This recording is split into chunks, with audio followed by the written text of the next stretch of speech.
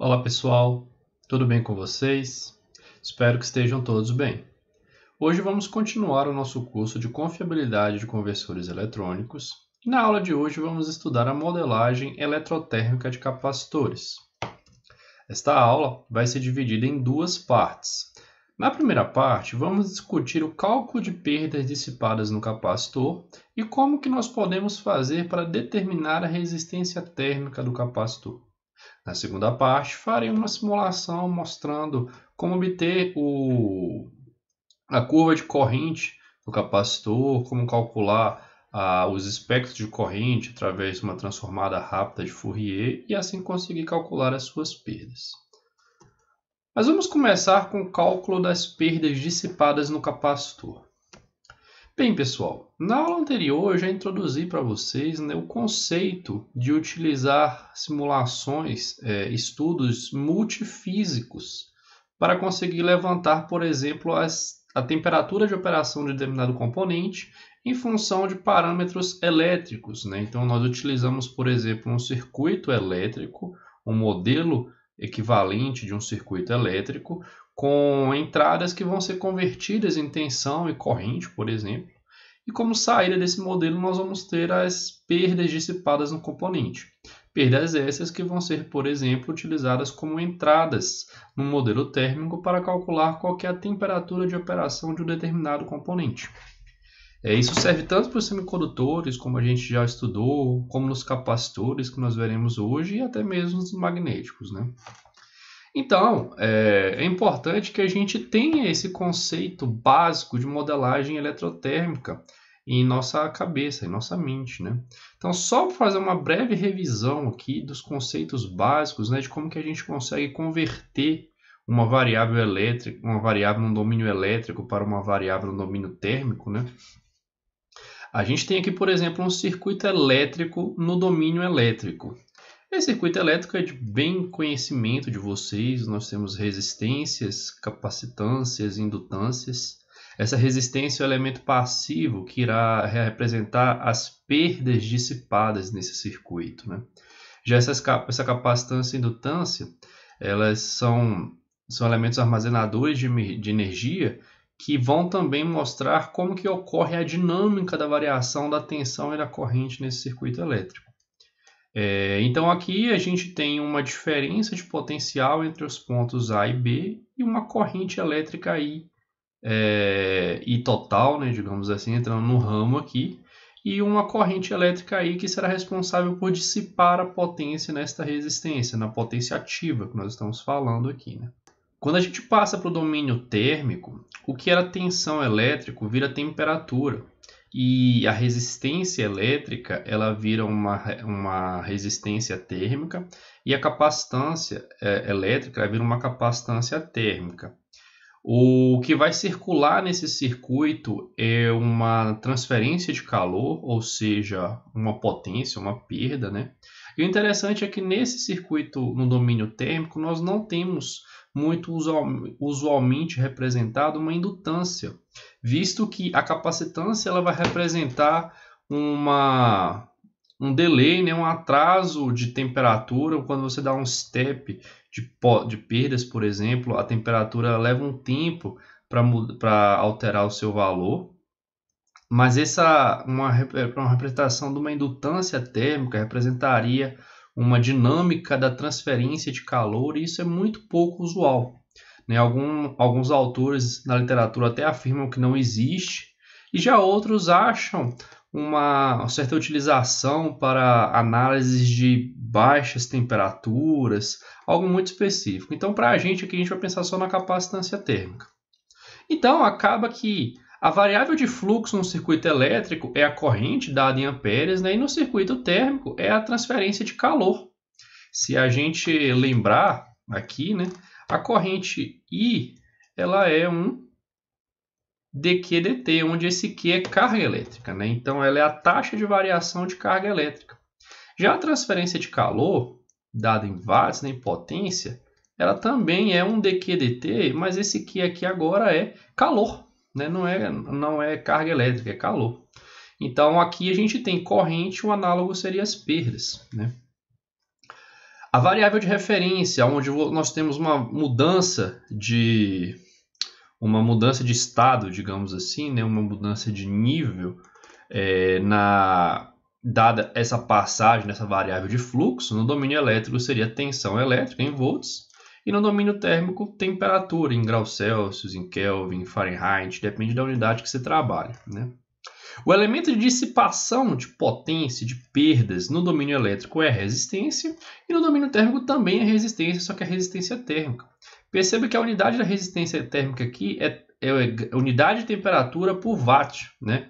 Essa unidade normalmente é dada em Celsius, em graus Celsius ou em Kelvin, lembrando que esses dois sistemas de medida, eles têm a mesma variação, então tanto faz trabalhar com graus Celsius ou Kelvin, né?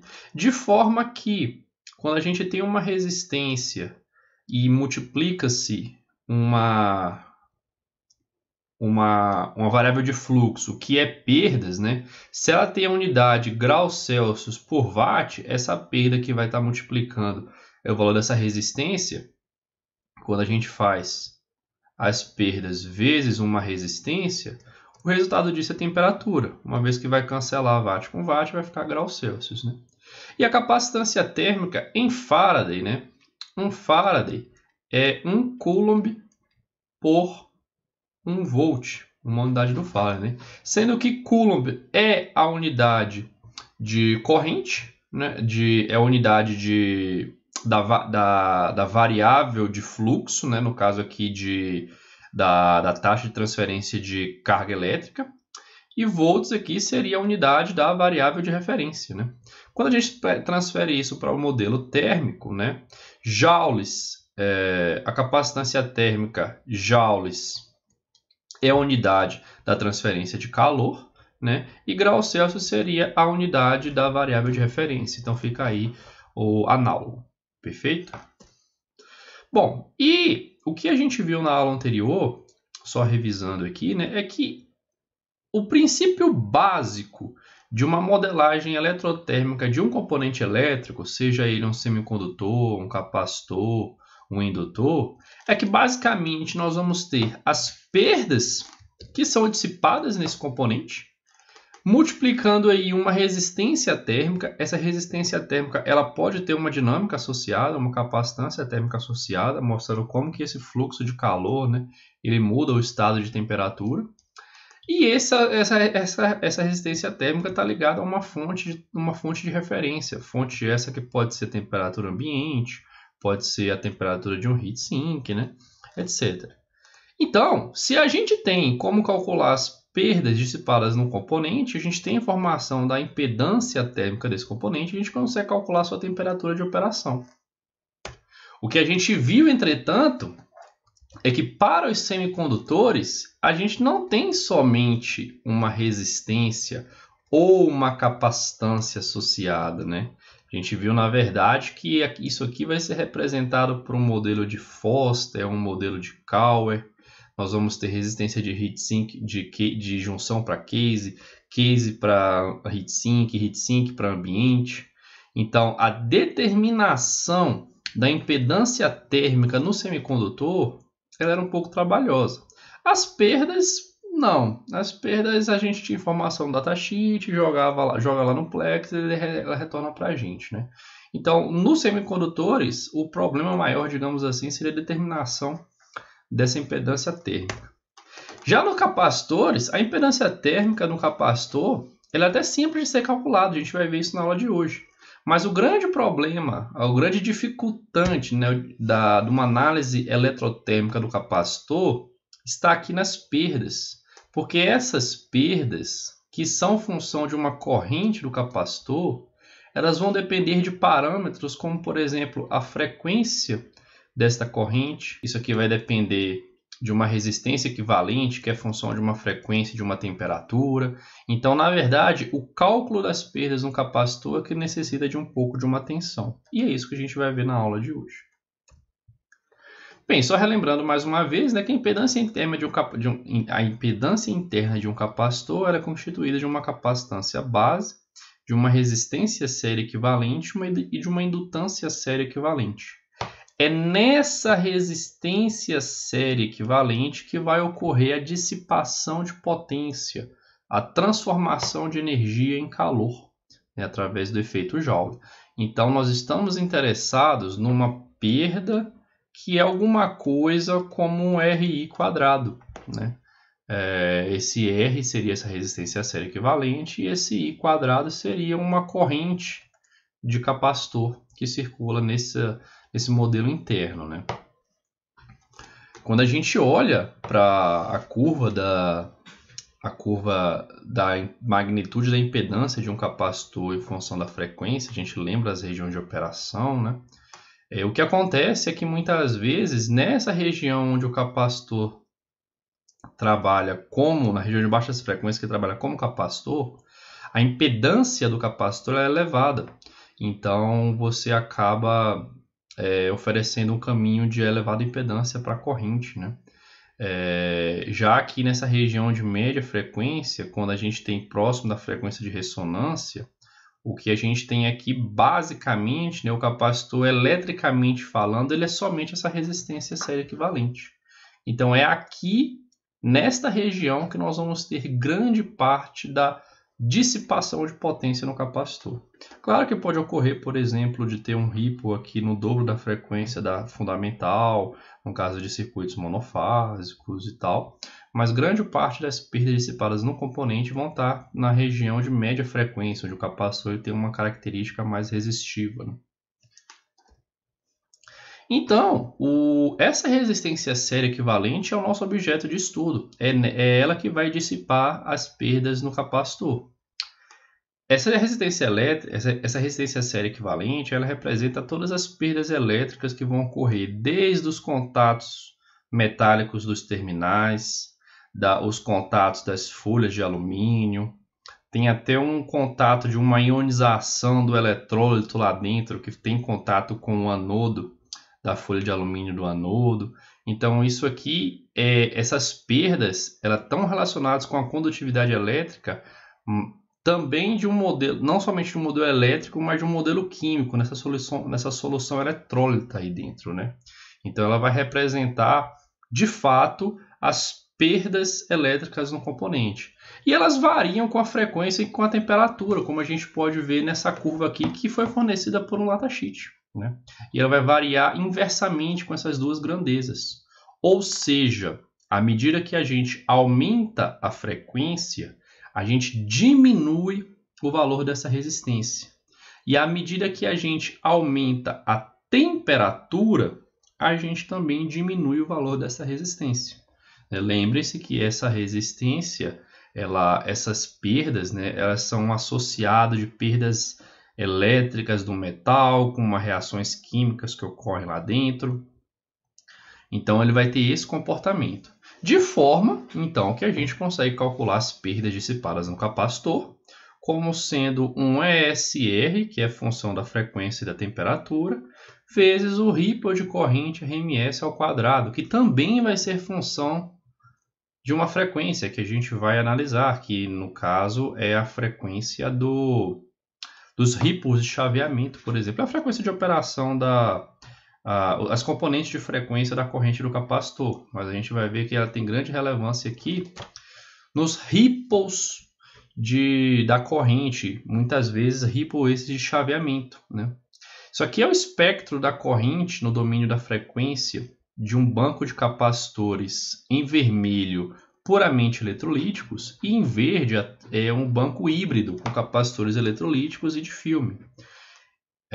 Isso aqui até sugere aquilo que a gente já discutiu em aulas anteriores, né, que a hibridização de um banco de capacitores utilizando capacitores de filme provoca, né, fornece um caminho de mais baixa impedância para os capacitores de filme, o que vai diminuir as correntes que passam nos eletrolíticos, né? E a gente sabe que os capacitores eletrolíticos eles têm problemas muito maiores de confiabilidade devido a uma resistência séria equivalente maior do que os capacitores de filme. Então é interessante que a gente reduza a corrente que passa nos capacitores eletrolíticos. Elas podem passar pelo de filme, que os de filme tem um ESR menor, vão aguentar, tem uma confiabilidade maior, vão aguentar uma maior dissipação de potência lá. Então a gente tende a diminuir. Mas o que a gente consegue perceber aqui é que esse espectro da corrente, ó, ele tem diversos componentes. Vamos supor que aqui a frequência de chaveamento fosse 2 kHz. Então tem no 2, no 4, no 6, no 8, no 10, 12, 14, 16 e assim sucessivamente, né? Nós temos ripples em múltiplos da frequência de chaveamento e nós precisamos computar as perdas para cada uma dessas componentes, né? Então acaba que as perdas dissipadas no capacitor vão ser um somatório das perdas de cada um desses espectros. Isso aqui nada mais é do que a aplicação do teorema da superposição, onde cada fonte de corrente ou de tensão com uma frequência diferente pode ser analisada isoladamente, depois a gente soma as contribuições individuais, né? Bom, no final das contas, então, a gente vai precisar de um algoritmo que calcule essas perdas para cada uma das componentes de frequência, né? Então, a gente vai fazer a utilização, por exemplo, de uma FFT, de uma Fast Fourier Transform, uma transformada rápida de Fourier, para computar o espectro da corrente do capacitor, né?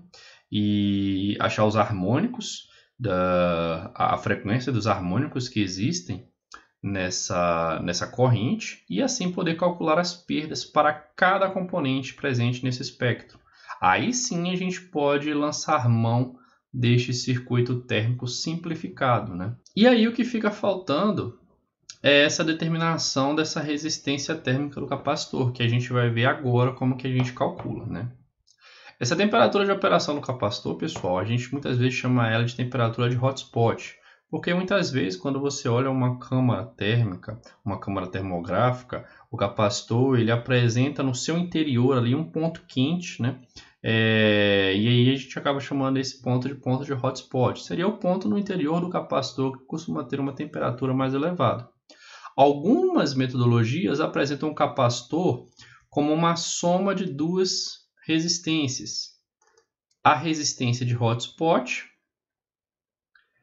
e uma resistência do encapsulamento, do case, daquela caneca de alumínio, por exemplo, né? Mas muitas vezes isso aqui tudo pode ser tratado como uma resistência equivalente total, né? Uma resistência térmica total, que é o que a gente vai utilizar na aula de hoje. Bom, como que a gente consegue determinar essa resistência térmica do capacitor? Por definição, essa resistência térmica ela é calculada como uma diferença de temperatura, a temperatura de operação do capacitor menos uma temperatura de referência, dividida pela transferência de calor que você está fornecendo naquele circuito.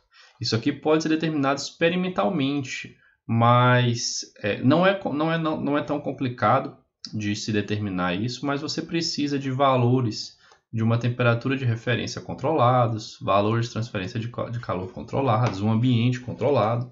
E muitas vezes essa informação não é fornecida pelos fabricantes no datasheet, diferentemente, por exemplo, dos semicondutores, que a gente tem não somente o valor dessa resistência total, como os valores da dinâmica dessa impedância térmica no modelo de Foster, como a gente viu na aula passada.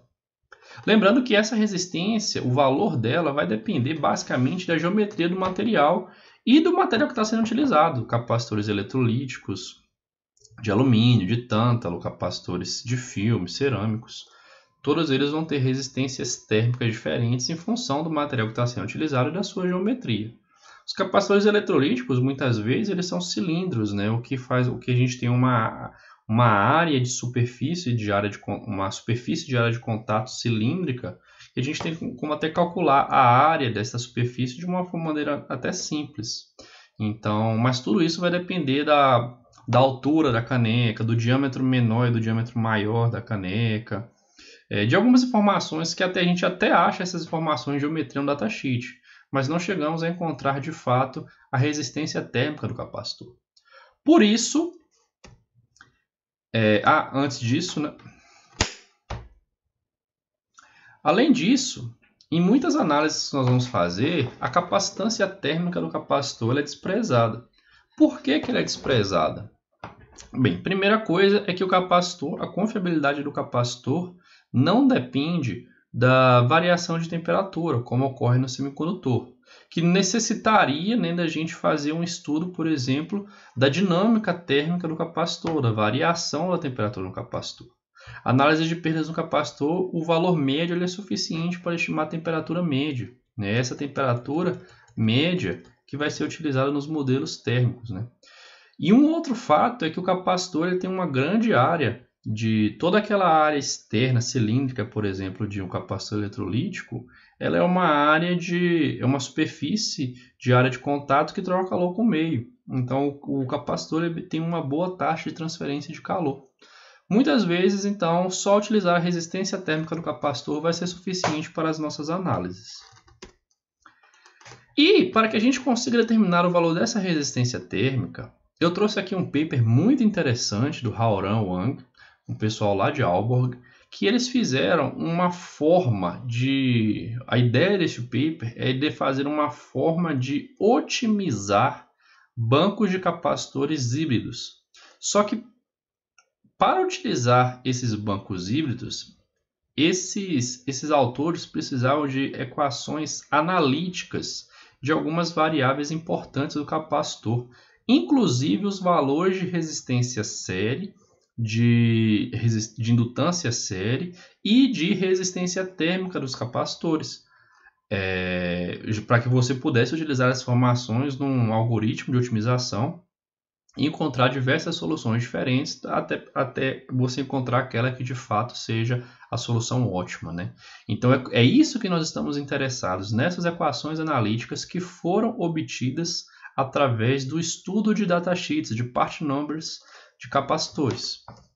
Por exemplo, aqui eu tenho o gráfico para a diferença, cada bolinha dessa aqui é um part number diferente dessas marcas e modelos de capacitores que estão aqui na descrição.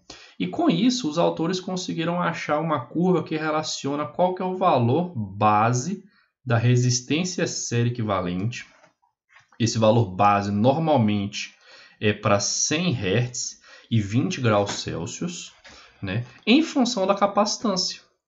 Então, eles fizeram a distribuição dos pontos, né, e acharam um fit dessa curva, que é o de interesse para a gente, né? Nós vamos utilizar muitas vezes essa equação aqui quando a gente tiver um valor de capacitância e quiser achar o valor dessa resistência base, né? Tanto para capacitores eletrolíticos quanto para capacitores de filme.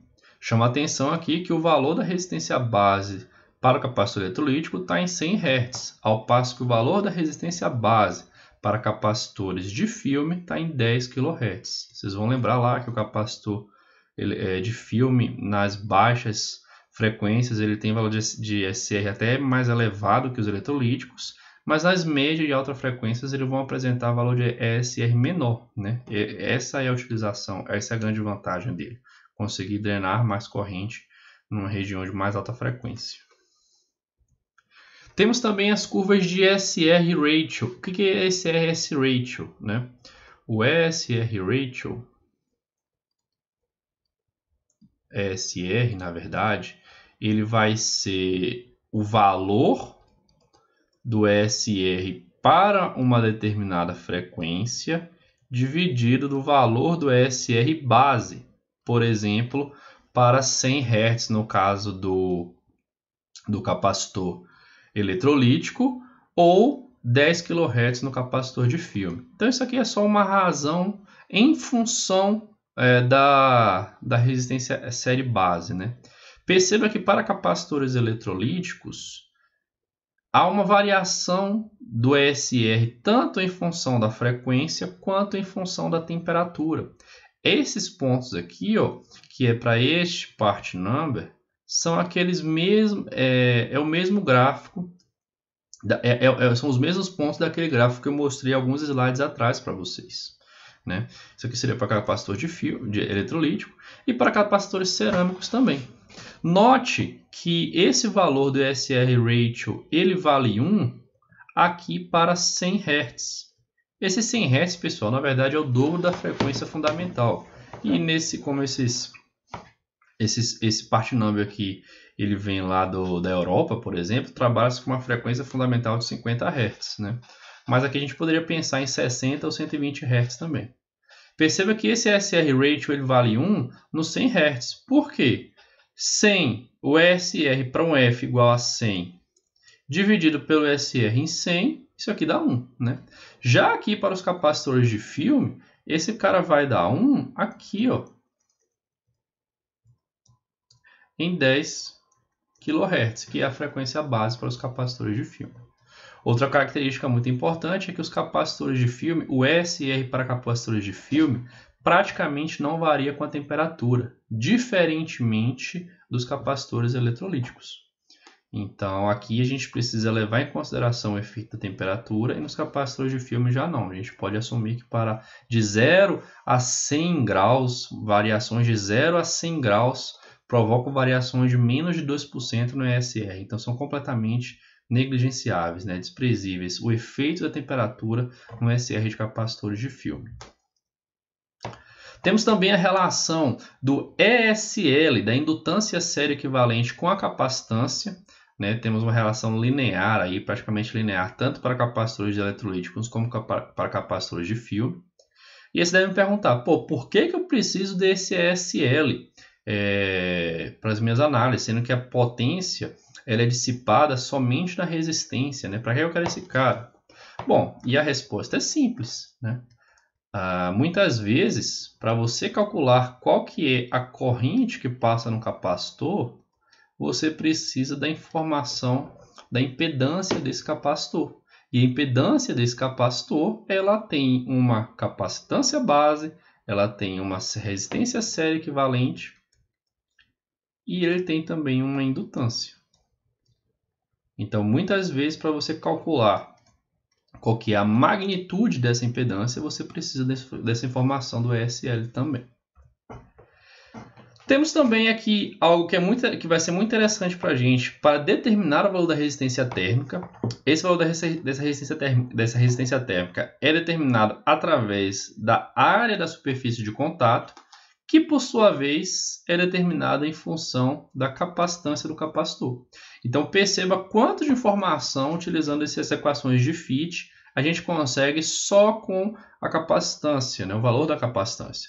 E isso, claro, assumindo que os nossos componentes fazem parte ou são próximos, possuem características construtivas próximas dessas marcas e modelos que estão citados aqui nas referências, né?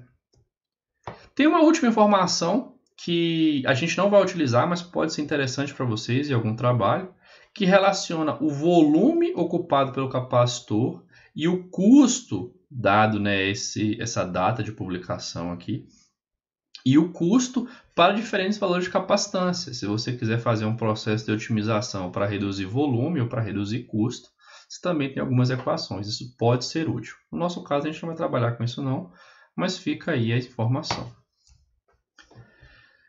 Então, para que vocês consigam entender como é prático utilizar essas equações, eu trouxe um exemplo resolvido numérico aqui bem simples, que diz o seguinte: calcule as perdas e a temperatura de operação de um capacitor eletrolítico TDK B43630 de 470 microfarad, 450 volts, considerando que a sua corrente C é uma somatória aqui, uma soma de três cossenos, né, com frequências diferentes e amplitudes diferentes, né? Aqui eu tenho 6 A de amplitude e o F1 que vale 120 Hz, 2 A de amplitude e um F2 que vale 5 kHz, e 1 A de amplitude e um F3 que vale 10 kHz.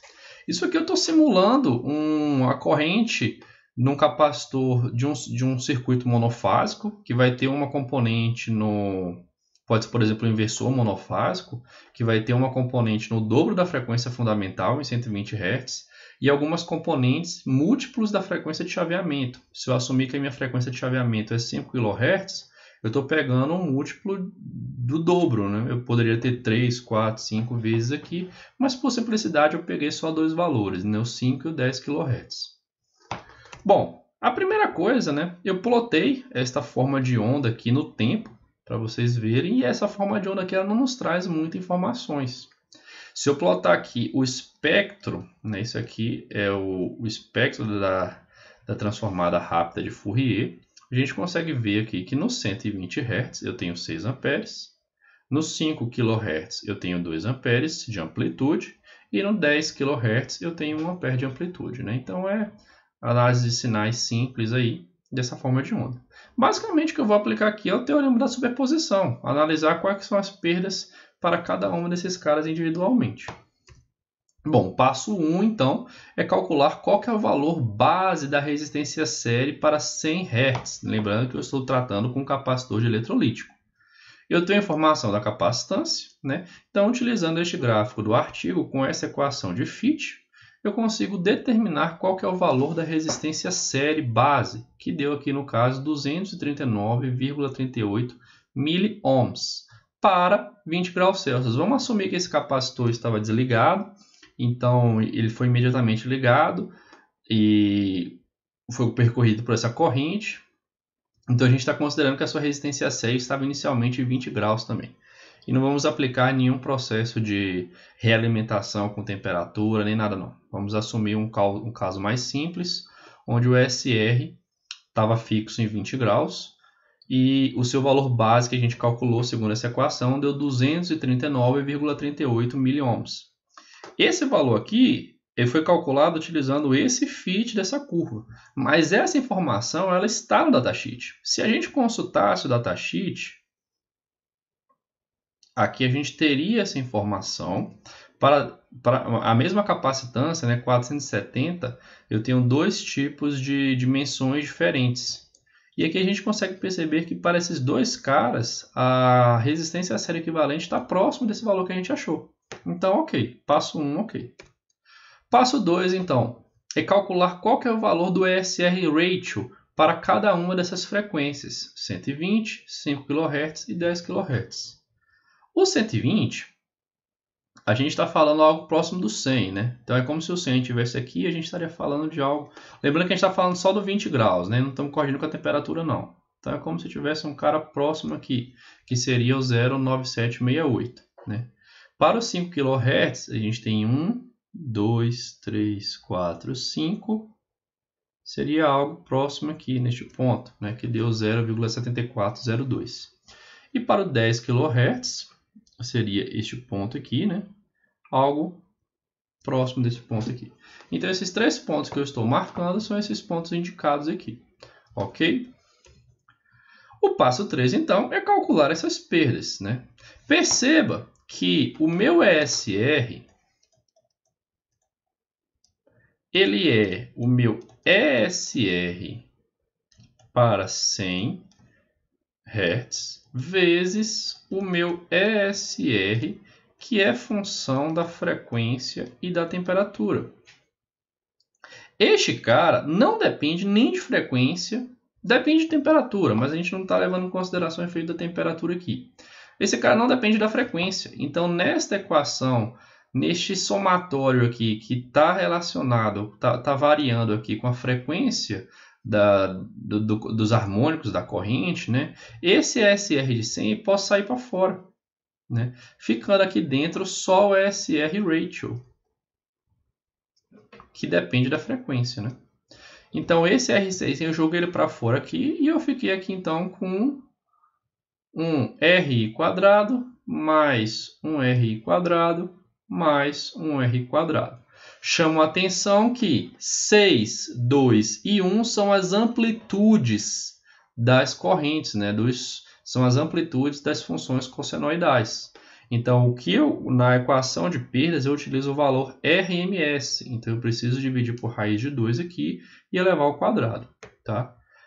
Aqui eu converti as perdas em miliohms para ohms, né? E achei uma perda total de 4,65 watts para este caso. No passo 4 agora, vamos calcular qual que é a área da superfície de contato do capacitor. Né? Para fazer esse cálculo, eu só preciso da capacitância. Essa informação não tem no datasheet.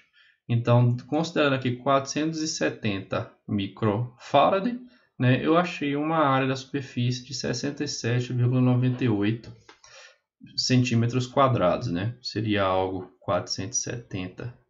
Estaria aqui mais ou menos. Daria aqui algo próximo aí de 68. E finalmente, no passo 5, é calcular qualquer resistência térmica do capacitor em função da minha surface, né? Eu achei algo próximo de 68, vamos supor que esteja algo aqui mais ou menos. E retornou 13,56 graus Celsius por watt. Agora ficou fácil. Como que eu calculo a temperatura de operação? Perda vezes a resistência térmica mais a minha temperatura ambiente, totalizando uma temperatura de operação de hotspot de 83,05 graus. Né? Esse foi o nosso exemplo resolvido. Espero que vocês tenham entendido. Né? Note, entretanto, que esse valor de temperatura de operação ele é elevado. Muitas vezes o capacitor eletrolítico tem como temperatura nominal, assim, quase como a temperatura máxima de 85 graus. Né? E, de fato, é uma preocupação o capacitor trabalhar com temperaturas elevadas, porque isso com certeza vai prejudicar a sua confiabilidade. Então, uma solução para diminuir a temperatura de operação do capacitor é utilizar um banco de capacitores, que nada mais é do que capacitores associados em série ou em paralelo. A gente utiliza esse banco para diminuir, como uma estratégia para diminuir as perdas e, consequentemente, diminuir a temperatura de operação no capacitor. Se vocês pararem para pensar, as perdas elas variam com o quadrado da corrente. Então, se a gente conseguir diminuir a corrente RMS em 2 vezes, colocando, por exemplo, 2 capacitores em paralelo, a gente vai ter uma perda reduzida em 4 vezes. Então, utilizar capacitores em paralelo para compor o banco é uma estratégia muito interessante. Mas a gente costuma evitar associações em série de capacitores. Isso porque o capacitor ele é basicamente uma fonte de tensão. Então, quando você associa diferentes capacitores em série e esses ramos em paralelo, a gente precisa garantir que todos os ramos vão ter a mesma tensão. Né? Então, muitas vezes a gente pode precisar de resistores de equalização dessa tensão.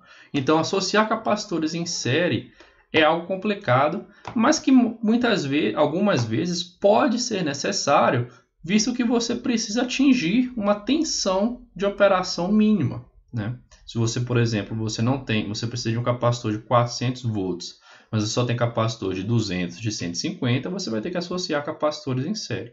Uma outra desvantagem da associação em série é a diminuição da capacitância. Né? Então a gente evita sempre essa associação, mas algumas vezes não tem como fugir disso. Né? E uma coisa que não é feita por muitas fontes, mas que deveria ser levada em consideração, é que quando nós temos vários capacitores formando um banco, há uma troca de calor entre eles aqui. Né? E essa troca de calor deve ser considerada. A análise do circuito eletrotérmico ela deixa de ser puramente aquela resistência com a fonte de referência, porque agora nós temos mais capacitores envolvidos. E aí, este paper, essa referência, ele sugere uma modelagem térmica de banco de capacitores, onde em cada ramo do cálculo da temperatura de operação de um capacitor, nós temos a inserção de um termo que está relacionado com a troca de calor entre os elementos. Né? Então, ele levanta uma matriz aqui com as resistências térmicas próprias e as resistências térmicas que representam a troca de calor entre capacitores adjacentes. E ele consegue estender isso até uma análise mais complexa do banco. Né? Um banco, acho que todos os bancos que ele analisa aqui têm um formato retangular ou quadrático, mas ele consegue fazer essa análise da troca de calor entre os capacitores. Né? Então, com isso, ele consegue identificar os capacitores que vão trabalhar em temperaturas mais elevadas, em temperaturas mais frias. Né? Os capacitores internos, muitas vezes, que vão estar trocando calor com todos os capacitores externos. Eles vão trabalhar um pouco mais quente do que os demais. Então, aí acaba sendo uma análise interessante. Né? Nós não iremos fazer isso na nossa disciplina. Vamos considerar que todos os capacitores trabalham com uma temperatura de operação que não há troca entre eles. Né? Uma abordagem mais simples, mas que também vai nos atender, e se vocês necessitarem de uma referência com uma abordagem mais completa, podem seguir este artigo. Neste ponto, pessoal, gostaria de agradecer a atenção de todos e vejo vocês na próxima aula.